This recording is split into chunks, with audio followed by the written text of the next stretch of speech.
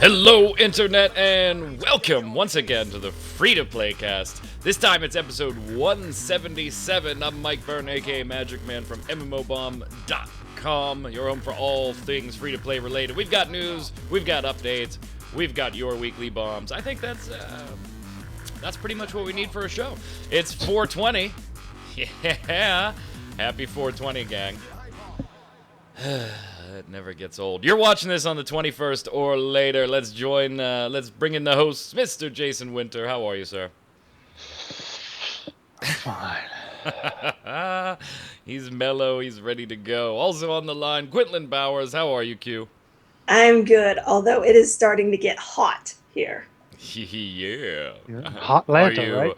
Hot Lanta. Are you baking? Oh. I am not, but I'm pretty sure somebody around me is. It's Domino. It's the cat. The cat is. That's totally. The cat is getting high. This guy on catnip, freaking hilarious. I'm sure we could have thought of more jokes if we'd only had the time. Oh, winner, chicken dinner. Let's get started with the news, or we're gonna be here all day. All right. First up, now it's really officially official. In February, it was just official, but not official. Now it's super, super official. Bless Online is finally coming to the West. In February, we had reports from the Bless team saying it's coming to the West. We are in the final stages of discussions with various publishers, and we threw a little speculation. I went back and watched the episode, Jason, just to see if there was any predictions that any of us had made that I could see, but we did not make predictions. We just kind of threw out the usual. We didn't want to appear any stupider than we already are. Right. So there's no official release date yet, but Bless Online has inked a deal with Aeria Games. Woo. Or what, depending on your feeling. Right, and basically the internet went. And if you take a look at the comments on the piece, it's basically the same overall impression. Oh, God, it's Aeria Games. What's so amazing is that for all the weird shit on Trion for the last year and a half, so many people in the comments were like, man, I wish it would have been Trion. Like, oh, my God. Now, so if you cruise through the forums about this, it's not generally positive. If you cruise through the official forums, it's not generally positive. If you cruise through Reddit, it's definitely not positive. If you cruise through MMOBomb, the comments aren't positive. What is your take on Bless and Aeria Games, Q? I mean, they already have this record of just not doing well in the cash shop area, and it's kind of funny actually because I was watching Reddit. They're doing an AMA right now that's supposed to last till sometime tomorrow German time. I don't do time zones, so whatever. But I'm sitting there watching it, and all of it, like most of what's in there right now is them going, yeah, we really don't have an answer to that. And it's mostly people going, what are you doing with the cash shop? We really don't have an answer for that. We really don't know. Nothing's been decided. We just signed. So it's a bit early for an AMA then, isn't it? When you just really don't have any answers. I mean, and some of them, like the guy, the first person who asked it was straight up like, look, you guys have been terrible at this cash shop thing. Everything's pay to win, everything else. And the response of Chris, who the director, is like, yeah, I feel you there, and I understand, and all of this stuff, like rather cajoling commentary, but then it still came down to, we don't know yet, we haven't decided, nothing's been agreed upon there. So Jason, these are your friends behind Scarlet Blade too. I mean, that went well. So, thoughts on Aeria getting the contract? I love that she says, the Chris comes on and says, yeah, we understand, I know, but because you idiots keep buying our stuff, we're going to do whatever the hell we want. It's basically what he should have said. Because, I mean, Aeria Games, they're still in business, they still have an office. Why? Because people are paying for this stuff, and it doesn't matter. Having done game descriptions for a bunch of browser games over the past week or two, I know how it is. You don't have to actually have quality as long as you have stuff people will pay for. And Oh. that's really all. That's really all they're doing. Now, Bless is probably a pretty good game, right? It's gotten a lot of press, got a lot of people interested in it. And from the last, if this had been like 3 months ago, I would have said, yeah, whatever, it's just gonna be another, whatever Asian game ported over that people are excited about, but are gonna be, shitting on, a month after it comes out. Kind of what happened with Blade and Soul. That kind of evaporated real quick, it seemed. But then I saw how, saw how Black Desert Online has been received. That's been pretty good. So it seems like it could still have potential, but going to Area is not going to make it a game on par with something like Black Desert that is actually really loved by a lot of people, I think. I figured I would play Jason Winter on this one. And Okay. so I started doing research yesterday as soon as Well, it was that's not announced. like me at all. I don't research crap. I just research. And I was like, you know what? What makes, because generally, like when we think about why we do or do not like a particular company, we all have a very particular example that impacted us or a game that we played for the most part. Some of these companies have earned reputations over the long term that we may talk about, but Area Games, I tried to think back and I was like, well, there wasn't anything huge in my personal Area Games history that was like, I hate this company. There was a lots and lots and lots of small things. This item, I don't like the way they're doing this, etc. And so I started on the internet and tried to find, why does Area Games have such a bad rap?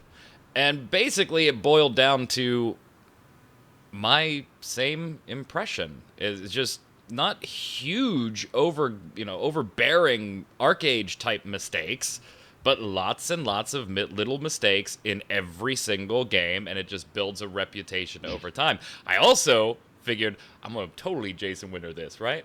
And I said, what are the employees at Area Games saying? So I paid a visit to our friends over at Glassdoor, of course, Okay. and tried to take a look at what are the employees saying. And generally, most of the employees were fairly 3 stars and up. Now, there were some, disgruntles there, but there was this overarching theme through almost all the reviews of long hours, lower pay, and management is a kind of a boys club type thing, and you may not get promoted as fast as you would like.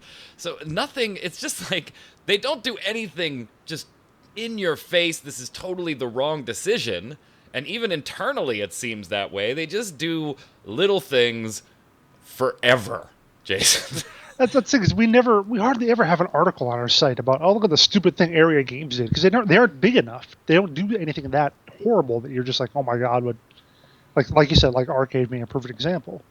So, and yeah, I looked at my old spreadsheet from when I did Glassdoor rankings back in like September, August of last year, and yeah, their average was 2.9 out of 5, which is a little below average for the game companies I looked at, but yeah, like I said, not really terrible. Yeah, it's kind of weird. You just see, but I mean, we also can't over or undersell the fact that Area Games is absolutely huge. I mean, this is a team that Q at one point was trying to execute a hostile takeover of NCSoft, and it's not a small company that's going to do that type of transaction. Wasn't that You don't hear Nexon? the words hostile takeover. Was it Nexon? Yeah, it was Nexon, sorry. Was it Nexon? Okay, then I'm dumb. Okay, Misplaced my Area Nexons. Yeah, never mind. But they're making bank. I mean, they are making a ton of money. Erased my previous point. The main point still stands. They got a ton of money, a ton of money. I don't think anybody's happy with this, though. And that concerns me for a game that people were so pumped about. You made the example of Blade and Soul kind of just melting away, and I don't think that's entirely accurate. There's just not a ton of news on it. That game still seems to be doing very well when I'm in it, as far as, and that's anecdotal evidence, I know, but just the the number of people that seem to be playing and at various level ranges and everything. I think there aren't too many publishers that I think you could have signed with that would hurt your chances in the West. But Area is definitely one of them for me, Q. Yeah, I mean, at the same time, it might just be one of those things where people just go ahead and try it anyway, despite the fact, it's being published by Area. Yeah, I mean, and if they want to play the game badly enough. yep. I'm a little worried about the shoehorned combat, but that's game specific. We'll get into that when we're actually able to get into the game. So let us know what you think. Not a ton of news on there, no dates, no founders packs, none of that stuff yet. And they don't even know, according to the AMA that's going on right now. So we'll stay tuned on it. But Bless Online has teamed up with Aeria Games. Let us know how you feel in the comments below. I'm sure I can anticipate just about everything that's going to be said on that one. And let's now throw it over to our Guild Wars 2 correspondent, live from Texas, Mr. Jason Winter. Guild Wars 2, and I just have a couple of questions because I'm a very, very casual Guild Wars 2 player. Jump in for a week or two and then don't play for a month or two type deal. Very, very casual. Q, are you a Guild Wars 2 gal at all? I gave Guild Wars 2 a like 15 hours, and just that was it. All right, so no. So yeah, let's take it to Texas. They released their quarterly update, and reading through it, I'm gonna let you go through the particulars and some thought and start us off on the thoughts on them. But I just overall generally got the tone of we feel like we did an awful lot. Maybe incorrectly when Heart of Thorns launched, and we're now correcting a lot of that stuff. P.S. Sorry it took so long. I mean, that's just kind of the general tone that I got of it. But walk us through it, Jason, and then let's start talking about opinions here. I don't know if they actually apologized for any of it. They're just, yeah, we did Right. stuff wrong, and now we're going to make it less wrong. So, yeah, apologizing isn't typically in their nature. But yeah, that's pretty much a good assessment for it, is that they did do a lot of things, especially, and the one thing that Mike O'Brien was really talking about in his AMAs and stuff and the various posts he did was they wanted to reduce the grind. They wanted to make it a little easier, more accessible to get into stuff. And I think they did a really good job of that. I played for probably about like 3 hours last night, and then, well, I played like 2.5 hours with my girlfriend, and then I hopped in again for like an hour and a half later on. So I got like 3-4 hours in last night, which was probably the most I've played Guild Wars 2 in a long time. And just seeing what I'd had and seeing my guild chat, looking on Reddit a little bit, generally been pretty positive. A lot of people are really happy with a lot of the changes that went in here. They have done a good job of, on some level I get a little cynical because I think they just threw a bunch more loot at us to try and make us happier. And that's kind of what they've done. They make the loot easier, make it easier to acquire, like, because they're handing out all these keys now for the Look, shinies. Yeah, all the boxes in games you had so much trouble trying to get into. They're handing out a lot more of those.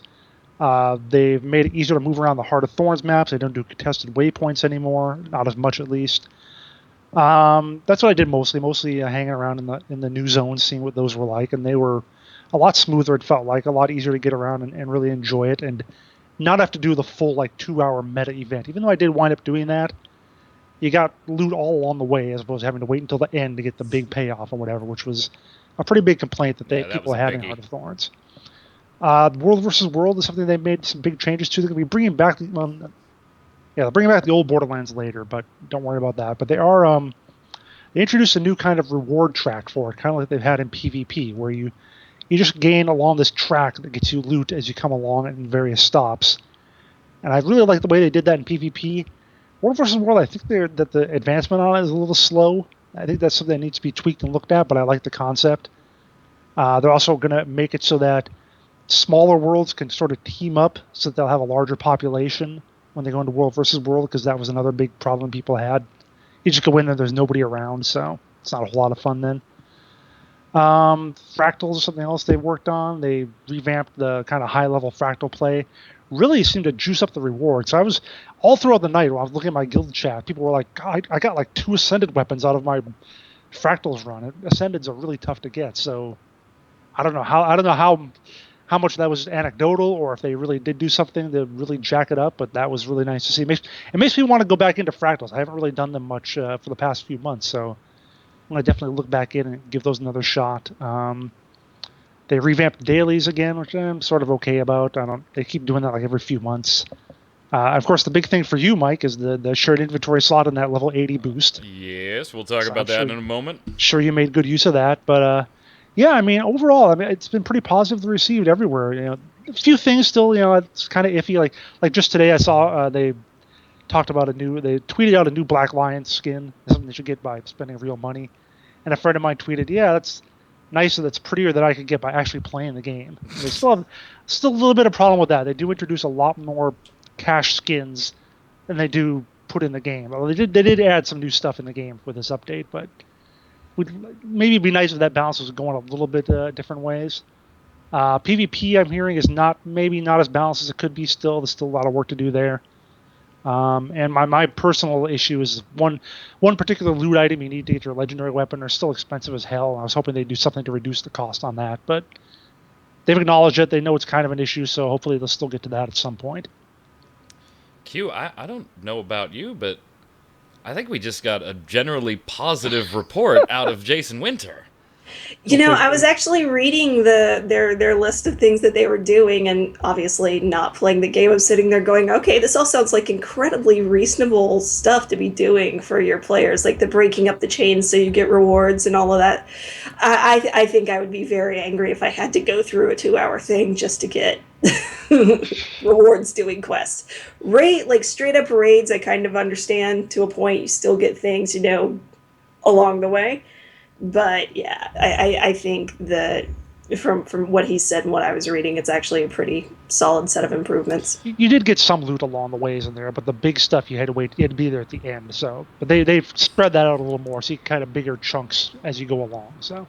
And of course, you mentioned it, the instant level 80 boost, which that immediately, as soon as, Jason and I were reading it at the exact same time, we got to that piece, and I said, all right, hold on, I got to update my game. I'm totally taking advantage of this, because I deleted a max level character even way back before Heart of Thorns even started. Back when servers never really mattered, I know, but they mattered a little bit back then, and I was dumb, and ended up spending more money deleting the character than just paying to have it transferred at the time. So it turned into a clusterfuck. But anyway, so I use mine. I really like the way they're doing the boosts, Jason, too. And I saw your tweet, of course, proving, hey, leveling content doesn't matter, just your weekly reminder. I really like the way they're doing it. So first off, if you already have Heart of Thorns, you get one. Boom. It's in your and you get to keep the shared inventory slot, too. Yay, one extra slot. Yeah, but it's a slot that the character can use. Yep, it's a useful little slot. And then if you purchase Heart of Thorns, because remember, Guild Wars 2 is free except for the expansion content, so if you purchase Heart of Thorns, you will also get one of those. I've tested both of them. They work just fine. I already had Heart of Thorns. Mine was in the account. I was able to use it. My wife, Damina, did not have Heart of Thorns, so I bought it for her, and it was instantly in her account. And then they take it a little step further. And a lot of games do something like this, but I like the extent that Guild Wars 2 is using this. So you create your character, pick your class and all that good stuff, right? Then you do your little intro mission, and you have to do that before you can use your 80 boost. Once you use your 80 boost, it whisks you away to a zone, gears you up, abilities you up, and gives you a basic default build that is meant to be somewhat survivable and easy to learn, because that's the part I hate about these boosts, Jason, is the skill dump. The absolute skill dump. You want to use it on a new class, but then you're playing catch-up for a long time with all of your abilities, so you have to do some research. Sure. However, you can play in the entire zone with that class, and then make a final decision on if you want to expend the 80 boost on that class. So if you played them at max level a little bit, did some questing, did some exploration on a smaller map, and you didn't dig that class, you have a chance to say, nope, don't use it, revert me back to level 1, and go roll again, or pick a different character you have that you just want to boost to max. Really, really like the way they did that.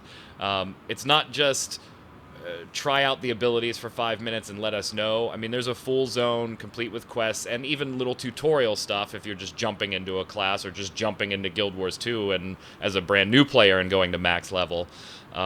Really, really gets you a chance to take advantage and look at the class that you've rolled before you commit to using this one-time item. I really dig it the way that they did it. Really dig it. Yeah, it's a really neat way to do it. And again, it was totally free, so. Yep. And if you haven't already done so, you can now check out how every profession in the game plays at max level. So there you go. Yeah. And you can test it as many times as you want too. It's not take 2 tries and you're stuck with the second. You could test every single one and then make a decision if you wanted to. You just got to roll some characters to do it. Got to have the character slots for it. Yep, just got to roll some and delete some to do it.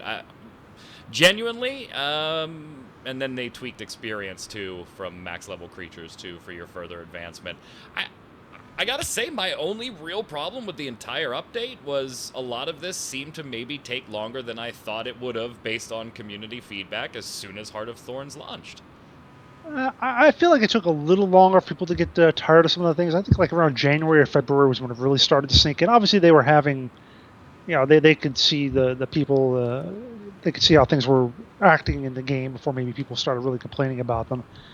But yeah, it does feel like they try to jumble it all together. Like, I'd almost would have preferred if it had been like, hey, let's do some of this in February and then some of it in April. Kind of spread it out a little more. If they follow that, would be better. But they always want to it seems they always want to have this big oomph of, hey, look at this awesome thing we're doing, as opposed to a few smaller things along the way. Yeah, and that's kind of always been their MO. Yeah. Their MMO.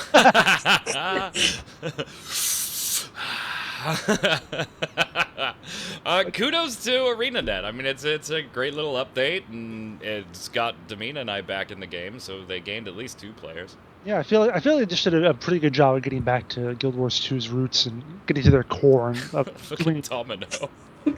doing what you want when you want, and making it a lot easier to just play around with your friends in whatever fashion you choose. If you'd been out of Heart of Thorns because you thought you didn't like it at first, it's definitely a good time to check back in and see what you think of the changes. Yeah, I created a Revenant and then asked Jason, I said, hey, is this class any good? I never really spent any time with it. And he's like, yeah, there's a lot of stuff back and forth you gotta learn, though. And I get all the abilities level 80 and the swapping stances and stuff. I was like, holy shit! I'm doomed for the next 5 days to reading about the class before I maybe can do you should anything. try a different class, something a little simpler. Maybe. I kind of dig it. So. I actually saw you took your friend invite. You're still in the zone, right? Yep. Yes, I am. I haven't left. I'm still playing around with it, doing some reading, and the one thing that I don't like is you don't have your elite ability, obviously, but that's fine. But you can't mess with your skill point allocation as far as abilities go. That's locked until you leave. What is it, Silver Peak? Silver Waste. Silver Waste, yeah. That's locked until you leave. So you're kind of stuck playing with the default build that they give you until you decide. Revenant, that's kind of tough. Yeah, until you decide whether you like it or not. So that's my only gripe. Very small. Good job. Moving on, we got a review for you. And Q messaged me during watching this first look saying, did you just use Sports Ball to explain turn-based? Yes, I did. We're talking about Atlas Reactor from Trion Worlds. First look is up on the website. Bit of a rough first look as far as graphics go. We know it's kind of a proof of concept. We're looking at changing some videos up and doing a little bit more even with this show. That'll come later, but we did the first looks first, and we will pretty it up. It's rough around the edges, but totally different type of first look. Maybe a first look / tutorial / getting started is a better way to think about it. Check it out. Even if you don't like Atlas Reactor, go check it out. Give your feedback on the style, and don't tell me white text on a black background is boring. I know. That was just to prove the proof of concept and see if you guys and gals liked it. You realize that by telling them not to say that, that's what I'm going to say. Probably. But Q, give us your impression of Atlas Reactor, since Jason got to go in depth with Guild Wars 2 here. You know what? I really liked it. I actually do enjoy the art style. I like the idea of a more, well, basically a slower turn-based kind of thing where you actually have to, sit or think about it. It did look, if I was understanding right, that pulsing thing is the waiting for people to do stuff. Yes. That basically looked like the game itself was annoyed. It looked like, listening to some of your commentary on the esports aspect of it, as someone who watches a lot of esports, you don't necessarily actually watch what's going on in the field itself. All right. You watch the HUD a lot. So like for Smite tournaments or Heroes of the Storm, a lot of what you end up watching is is the little icons for the towers, the map, and the kill numbers. Gotcha. Like that's a lot of what you end up watching, because just based on the nature of these maps, you can't see the entire thing at once. So there's things going on way over here Right. that you're not even seeing because that's where the map's not at. That may be where the kill is made, as opposed to where the camera's at the time. On the esports front, what did you think about pacing? That was kind of my main concern with it. The game just it doesn't follow the traditional everything starts out slow and starts building and building and building and building. It kind of starts at an even keel and just keeps going. I think that's okay. I mean, people watch golf. People sit and watch chess tournaments. Okay, fair point. Totally valid. I think Point. There's an audience for it, like in that kind of thing, like a kind of a more mellow game. I also think I was just sitting here thinking about it, and it's like I personally am terrible at League or Smite or any of those fast-paced games. Part of that is due to my age.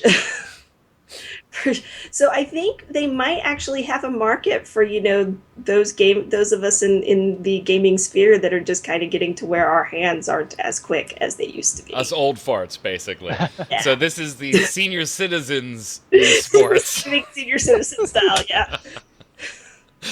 Jason, you're really, really liking the game, perhaps more than I thought I was going to. I've kind of got a little lukewarm on it now. That's not to say that I'm not enjoying a match, but it hasn't captivated me as much as I thought the turn-based style and the phases was going to when we talked about it months ago, and I got a sneak peek and a little bit of hands-on. Now that I've had some more time with it over a few days, playing for a few hours, it just kind of it's missing something for me, and I can't even put my thumb on what it is as far as being like wildly addictive. I do like the strategy and the chess match type mentality that's going on, but there's some bit of oomph missing for me. But you've been all over this one. You're rather enjoying it more than I think you thought you would. What's that, Sonny? Are you talking about that? Are you talking about that League of Lemons? I don't want no lemons. But yeah, I have enjoyed it a lot. I actually didn't play at all during this beta weekend, but I played a lot during the alpha a couple weeks ago. And yeah, because it reminds me of I like the board games. Yeah, I grew up playing board games all the time. And on some level, the one I always referred to it as being sort of like Robo Rally, the old Wizard of the Coast board game, where you plan out your moves and then they act as the game goes on. Now, the one thing that I do kind of have an issue with that I've heard some of the people complain about, the 20-second time limit in PvP games is a little short. Like I wish it was maybe just another 5 seconds or so, because to try to evaluate all your different possibilities and whatever, to try and squeeze that into 20 seconds can be a little tough sometimes. I wish there was at least an option for the pros who are going to play their e-sporty kind of stuff. Sure, have it be 20 seconds, but I'd like to see a more 30-second or 25 or 30-second thing for us casuals. In terms of the viewability of it, I think the fact that it is all asynchronous, got this and this and this, I think that does make it a little more viewable, as opposed to, like you say, a League of Legends or a Smite game where there might be stuff going on at like 4 or 5 different spots on the map all at once, and you just can't cover all that and pay attention to all of it. Whereas with this, you can look at it all, you can see every single move that happens. So I think that would really help a lot with viewability. Now, whether also a fair point. You guys are on point today. Yeah, now whether this is the kind of thing that people are going to want to watch a whole lot of, I mean, like I said, I've watched a stream or two of a friend doing it, and I'm sort of like, that's kind of neat, but I don't know that it has that. Like, it doesn't necessarily have that hook, that exciting kind of fast-paced hook. Yeah, it doesn't have the sexy. It's Yeah. missing the sexy in my book. It is, like you said, it is a little more like golf or like chess. It's a little more tactical, a little slower paced, or poker being another good example. So maybe on that level, it's something that you actually could get some viewership for. Yeah, now that you mentioned poker, I think my argument's totally out of the water. People sit there and watch people play cards. But the great thing about poker is, like, the guy, some guy raises and the other guy is sitting there looking at his cards, and the commentators have like 25 or 30 seconds or like up to a minute to wait for this guy to discuss. Well, he's got Yeah, Well, it's got that's free a pay. that's a big thing in esports in general, and it's actually something that I spoke at length with the people at High Res about regarding just the way they handled their esports, and so much of it is in the presentation, like the HUD, the HUD, so that everybody, even though you can't see what's going on somewhere else, you know what just happened looking at the HUD and by listening to the commentators. And the commentators, I mean, you might totally miss what the exciting thing was, but they saw it, so everybody's excited. Yeah, and all the tools are there for esports. It's just a question of will the community adopt it as such, and because as a developer, you can make your game as esports friendly as you want.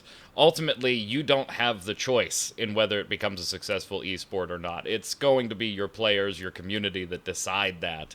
And so I just kind of threw out some thoughts on that aspect of I don't know about community adoption in the pros and cons section of the first look. So, but it's nice to get your takes on it, and maybe you might persuade me a little bit. As far as reviewing this one, I actually like the art style. I like the characters' personalities. I like the gameplay. It's missing something for me, and I haven't put my thumb on it yet. But it's definitely for me above average. I would probably put it on my scale of 1 to 10 that I use from like Game Informer and whatever, where a 7 is a nice average title. I'd probably put it slightly above that, maybe like a 7.5 or an 8. It definitely has an audience. How big that audience is remains to be seen. It definitely has its own little niche. It definitely has a unique feel to it, particularly some of the characters. It doesn't have much in the way of competition yet, and that I think will definitely help it. So yeah, I'd give it above average marks, a 7.5, maybe even an 8. What about you, Q? Well, not having played it, I can't really judge on that. So, What do you think of Mike's video of it? How do you rate that? I mean, I enjoyed watching the game. So as far as like the viewing it, I thought it was fine. All So right, so probably. it's a 10 on the esports for Q. I mean, they do need to flesh it out for me to go like a 10, but I would say probably, yeah, an 8 as far as like just enjoying watching it, and it's something I would pick up and play. Cool. Mr. Winter? I think I was going to say 8 too, even as you were just starting your thing. I was thinking of what my number would be as well. Because I agree with you that it just lacks a little bit of something, a little bit of that extra oomph to make it really spectacular. And one other thing I was thinking of that I just thought of, this game probably even more than a typical MOBA. I feel like it could have such a potential for toxicity if you screw up. Because there are so many things where you interact with other players, you interact with other stuff. Like if I knock a guy back that you were planning to hit, you're gonna rage at me. Yeah, I didn't even think about that. That's a good Yeah, point. if you screw up in League of Legends, you're going to get shit on, but somebody can try to pick up the slack. You can totally grief somebody's plans just by not Yeah. working together in It this feels one. like this even more so than most games. This would be great to have your voice chat with your allies to make sure that you can coordinate Yep. stuff. That's something No, I said on the first look, that this lends itself to the three of us and one more making a team and we only play together type deal. yeah. Yeah. All right, let us know what you thought of Atlas Reactor in the comments below. Go give the first look a peek, even if you're not interested in the game, just to get a feel for that, and let us know if you like that type of first look rather than the traditional just gameplay only. Yeah, tweaking it. We make it a little shorter. The video segments in between need to be a little shorter. We were experimenting with this one. No problem. Let us know what you think. Let's get ready and do the weekly bombs. Mr. Winter, you're up. I'll just make it easy. I'm going to give a bomb to the Guild Wars 2 Spring Update because it's just my thing right Oh now. my god, he's like the happiest guy. It is 420. That's what's going on. There you go. On my side, I'm going to give one of each. A dub bomb to Let It Die, if you haven't taken a look at it yet. Nice little nifty trailer up on mmobomb.com. Very cool looking, upcoming free-to-play title for PlayStation 4. I got to give an A-bomb to it in the same respects, though, for describing itself as an asynchronous online gameplay. That term has not historically done well. Triad Wars. Yep, exactly. As soon as I saw it, I was like, oh shit, Triad Wars. That never really turns out great, so we'll have to wait and see. But I think it's got some potential. We'll have to see what happens. On the PS4 only, and then maybe a mobile thingy they're being kind of vague on. But a dub bomb to the trailer, I dig it. Q. You know what? I'm going to go totally not gaming related and give an A bomb to having to pack and clean. The move is coming up. Yeah. The move is coming up. Q is relocating, so she may disappear here for a few days here and there. But don't worry, she's not going anywhere. Well, I mean, she's going somewhere. She is actually. She's going somewhere. But I'm going back to Mississippi. Mississippi. All right, from the viewers. Georgia was too progressive for you. Huh? Oh, Anderson Cooper. Our viewer bombs. See, I didn't say it for months, but then you just volley, I got a spike. From the viewers, Hellsworth says, Mike, A-bomb for the sun in your face. No sun in my face today. Woohoo! Q, go ahead. Pixelated Donkey. Watching the skies, but I am with Q on this. Most post-apocalyptic multiplayer games devolve into pure deathmatch, so it would be interesting to see how they are going to try to prevent that. Yeah, that always makes me sad, too, because I love the apocalypse. Did you watch Bomb Live on Monday? Bomb Live on Monday, I streamed the skies, and that's all it turned into, was anytime you were outside of the safe zone, I was shooting somebody or they were shooting at me, couldn't get shit done. So, yeah, it's definitely going to be interesting to see what they do about that. I saw some headline about them adding a new safe zone or something just yesterday, too, but I didn't see what that was about. Right, 'cause there are safe zones in the apocalypse. Of course. That worked on The Walking Dead. Go ahead, Jason. Cartoon 80s, 90s. New commenter. Never seen that before. Good for you. Welcome to the site. Says, I agree about the bomb to RuneScape Chronicles and the way they handle quests. Thank you. I played for a week, but it wasn't interesting enough to keep me around. Coincidentally, 2 weeks ago, I had stopped playing Hearthstone after 1 year. After the announcement they would introduce expansion cycling, my excitement just died down. I took a step back and realized that's what drove me to play Hearthstone was the constant pursuit for gold, and I was not enjoying the game. Call it collector's addiction, but I'm done with Hearthstone, and now I'm done with Chronicles as well. To be perfectly honest, the currency you get playing Chronicle is not that much less than it is in Hearthstone despite the lower quest loot. That is because a single win in Chronicle gives 75 gold, 1/13 of a pack, while in Hearthstone 3 wins gives 10 gold, 1/10 of a pack, so a single win in Hearthstone gives 1/30 of a pack. Someone who plays 9 to 10 games in both games will probably get more value in Chronicle. However, that's just me now, that 75 gold is just for your first win of the day. So it's almost like an additional daily quest, which gets you 75, which still puts you well below the rate at which you tend to get Hearthstone stuff. So, total sidebar here, since we're talking about, you'd mentioned board games and card games, and now we're talking about it here. Are either of you familiar with Concept? Older series, PlayStation 2. I sort of remember it. I never played it, but I remember. I'm not familiar. Viewers, if you're with me on this, there needs to be an online Concept. That needs to happen. I miss that game. Does there really need to be another online CCG? Yeah, well, it's Really? more of like a Magic the Gathering meets Monopoly. Jason, I can't imagine you didn't run across this. PlayStation I ran 2, across it, yeah, but we didn't really cover Xbox 360. I think they released a version on Concept Saga or something like that. Jason, you would love that game. No, I wouldn't. Yeah, I think you would. No dailies. Something crossed with Monopoly sounds like the 10th level of hell. No, it's really fun. It really is. I miss it. Slash Coon says, A-bomb to Terra for implementing flying mounts and destroying the feeling of a waste world? Maybe a wide world. P.S. I'm not playing Terra, but this just destroyed the WoW world feeling for me. That's a lot of old WoW players say that the flying kind of destroyed it. And to each his own. Go ahead, Q. Blackstar, A-bomb to Terra because the ninja class just has to be Elin. It annoys me enough that I started a rant but ended up erasing the contents after it devolved into me cursing the devs and some of the people that play Elin. Yeah, I don't mind kind of race-specific classes if it's more than a single race. And I could totally see where people would be really annoyed that it's that race in particular. Yeah, and they already have one, too, in the Reaper.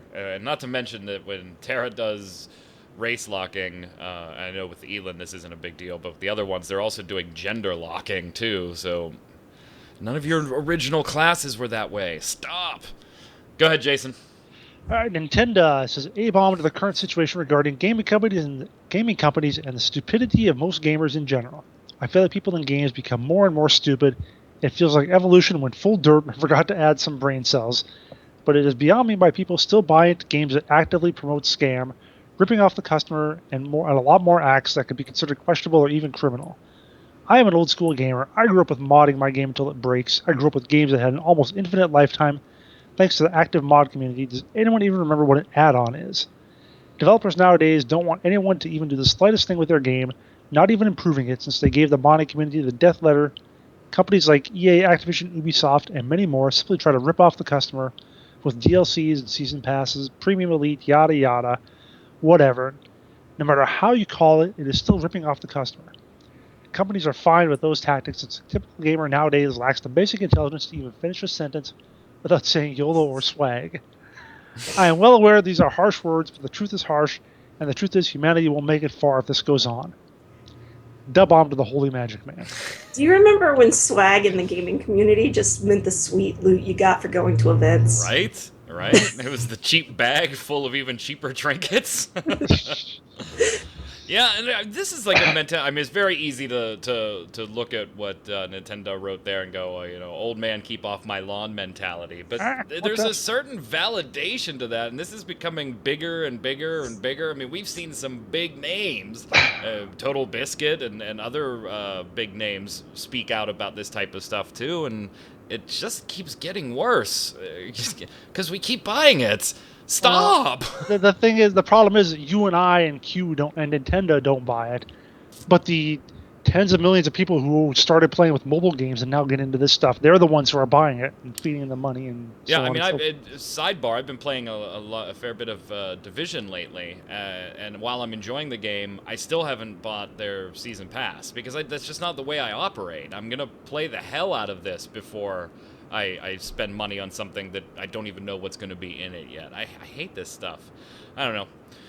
Whatever. YOLO. Question of the week. Last week. What keeps you playing an MMO that makes some really, really bad decisions? Deathlock says, question of the week. If the MMO is good, I'll play it. Sadly for me, I play most of Trion Worlds' games. Despite the dumb shit they do, they have pretty good games. Even if they have pay-to-win cash shops in all their games, just look at Defiance. They have packs with high-powered weapons and stuff that range from $49.99 to $149.99. It sucks, though, when a player has synergy items and chips on their gun and characters that you can only get in the cash shop, which is why I avoid PvP in that game. Maybe you should check that game out in a future free-to-play police episode. Duly noted. Jason, are you still a Defiance guy? You used to pop into that every once in a while. I haven't jumped back in for a while. Yeah. Go ahead, take the next one, sir. Tepic says, Neverwinter. There are so many things wrong with this game. New content is almost non-existent, and what comes is entirely reused maps and assets. PvP is a complete mess of pay to win. The lack of QA is nothing but shocking. Endgame is just grinding the same couple of instances to refine gear that has no content to match it, and a fill in the studio has no pride in the game at all. Why I stay, after that wonderful endorsement, mostly as I think I read that review on the Arc platform before. I mean, that's probably most of them. Mostly as I'm in an active and friendly guild. If I didn't have that, I almost certainly quit. Other than that, there are the usual awful free-to-play tricks to keep people playing, tiny rewards for doing things as you work your way through a fixed target, the time invested already that you don't want to throw away, etc. Yeah, I mean, having friends in your game is what makes a big difference. I mean, that's why I go on about why do we still have leveling, because I'm level 1, you're level 80, we can't play together, so stop doing that shit. Q. James 397. I keep playing MapleStory despite all the terrible changes because I spent so much time playing it and I can't stop playing. That sounds like it might be a problem. We have to arrange an intervention for James. Someone needs to hack his account and delete his MapleStory games. Well, if he keeps his passwords in a notebook on his desk. The Neko Juju says, question of the week. The game I've always stuck with despite all the crappy decisions the game has made is Elsword. I've brought it up on another question of the week a while back, but now seemed a good time to throw it in again since they've recently done a few new updates. The game's been broken for a while, ever since the COG dev team brought in a newer tier of characters a few years back, catering to newer, more OP classes and nerfing the ones that didn't really need it. It also seems more like a PvP-centered game now, even though it's supposed to be more dungeon-based. The gap between the pay-to-win players and the normies like me that don't spend their entire paychecks for costumes and other stuff is just too great. but I'll probably stick with the game regardless of the direction it goes, since it's got so much of a death hold on me now. There's like raw obsessions going on here in some of these comments. I think we might need to have all these people speak to someone. Right. Let it go. Next on Free to Play Intervention, Episode 1. Go ahead, Jason. Seth says, the one and only thing that would keep me playing an MMO, which has made decisions I don't agree with, is the time invested. Oh, God, another one. Stop, man. Hey, you have that feeling of, I've sunk so much time in it can't possibly be for nothing. I understand that feeling. It's like a bad relationship, though. Some point you have to get out. I've been playing Elsword for a long time now and spent an embarrassing amount of time on it. Although nowadays I've stopped that bad habit a bit. Thankfully, I've never spent a dime. If someone were to ask me what things I hate about Elsword, I would say I would go into a day-long rant about the many aspects of the game that annoy the crap out of me. From never getting matches in the arena to getting matches in the arena only to get paired with a guy who spent an insane amount of cash on their fighter and getting stomped. And it is no fun to play with a random match-made team in a dungeon when players who are either overleveled or spent a lot of cash destroy everything before you can even swing a sword. I stay simply because I invested too much time in the game and don't want to throw it all away. I want to feel that my pain and perseverance led to something worthwhile. I know this sucks and I hate it, but I've done it so much. Well, there's the thing, though, right? I want to feel like all the stuff that I've done was worthwhile. But again, it's like a bad relationship. You really want to think that time you spent in a bad relationship was all worth something, but at some point you gotta get out. Dude, it's an online video game. Trust me, it wasn't worth it. Trust me. Oh. Question of the week. To go back to Bless and Aeria, and something Q had said earlier, does a publisher actually prevent you from checking out a game you may be interested in? I'm curious on this one. Why or why not? With Bless Online, if you're excited about it, and now that Aeria is involved, if you don't like them, are you going to not check the game out? Let me know if a publisher would actively block you from checking out a game. Oh, we know what the solution is to get you playing the game for a few years first, and then switch publishers to someone you hate. You'll have to stay in because you just can't quit. Why or why not? Put it in the comments below. Also put your weekly bombs down there. Dub bomb for something good, A bomb for something bad. Let us know how you're feeling. Could be game related, whatever. And if you want to ask us questions, we'll do a questions episode. Doesn't matter to us. Throw it in there. We'll put it on the show. Jason, until next week, where can everybody find you? You can find me on Twitter at WinterInformal. Easy enough. Q. On Twitter, Quinlan. But don't look in Georgia for much longer, because you won't find her. I will be coming back to Georgia quite often now. Aw. I'm Mike Byrne, a.k.a. Magic Man. You can follow me at magicman1 on Twitter, MAGICKMAN1. Of course, come on over to mmobomb.com. Check out all the great videos, articles, content, and the mind-blowing and mind-numbing amount of giveaways I've posted over the last 10 days, and there's at least 5 more coming in the next week. So come visit the site, get your free keys, get your free goodies. Until next time, stay safe. We'll see you on the servers.